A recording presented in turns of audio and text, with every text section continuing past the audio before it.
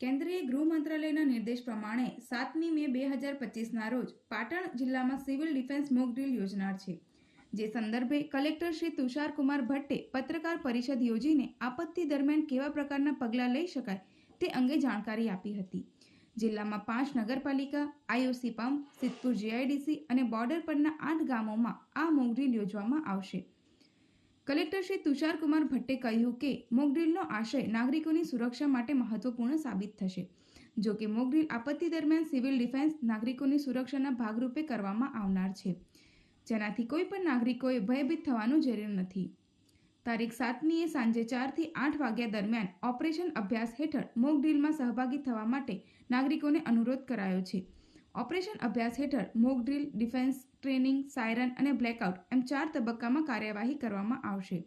પ્રથમ તબક્કામાં સાયરન શરૂ કરાશે, લાઉડસ્પીકરો પર જાહેરાત કરાશે, જે બાદ બીજા તબક્કામાં આપત્તિ અંગે માહિતગાર કરાશે, બચાવ કામગીરી તેમજ અંતિમ તબક્કામાં રાહત અને નિયંત્રણ કામગીરી અંગે સાયરન મારફત સચેત કરવામાં આવશે. રાત્રે 7:30 થી 8 દરમિયાન બ્લેકઆઉટ પત્રકાર પરિષદના માધ્યમથી કલેક્ટરશ્રીએ જિલ્લાના નાગરિકોને અપીલ કરી હતી, તેમજ અફવાઓથી બચવા અને સોશિયલ મીડિયા દ્વારા કોઈ ખોટા મેસેજ કરી નાગરિકોમાં ભયનો માહોલ ઊભો ન કરવા અપીલ કરી હતી. મોકડ્રીલમાં સરકારના તમામ વિભાગો, એનજીઓ, સામાજિક સંસ્થાઓ જોડાશે. આગામી સમયમાં યુદ્ધની પરિસ્થિતિ ઊભી થાય તો સિવિલ ડિફેન્સની જાગૃતિના ભાગરૂપે આ સમગ્ર મોકડ્રીલનું આયોજન કરવામાં આવ્યું છે. પત્રકાર પરિષદમાં જિલ્લા વિકાસ અધિકારી શ્રી CL પટેલ, જિલ્લા પોલીસ અધિક્ષક શ્રી VK નાઈ, લેફ્ટનન્ટ કર્નલ શ્રી નીતિન જોશી સહિતના અધિકારીશ્રીઓ અને મીડિયાના પ્રતિનિધિશ્રીઓ ઉપસ્થિત રહ્યા હતા. સિવિલ ડિફેન્સની તાલીમના ભાગરૂપે ઓપરેશન અભ્યાસ આપણે કરવા જઈ રહ્યા છીએ.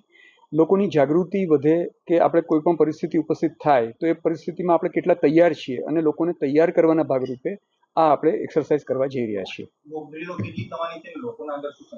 મોકડ્રીલ આવતીકાલે સાંજે 4 વાગ્યાથી 8 વાગ્યા સુધી થવાની છે.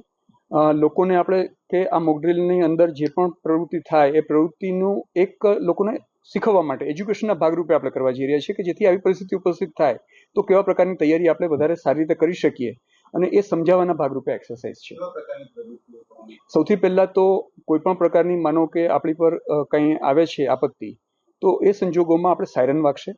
એ સાયરન વાગ્યાથી આપણે અંધારપટની આપણે એક્સરસાઇઝ કરીશું, બ્લેકઆઉટ આપણે કરીશું.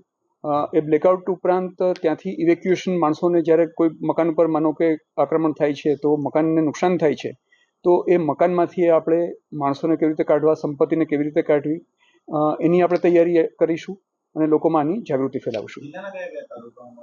તમામ તાલુકાઓની અંદર આ એક્સરસાઇઝ થશે.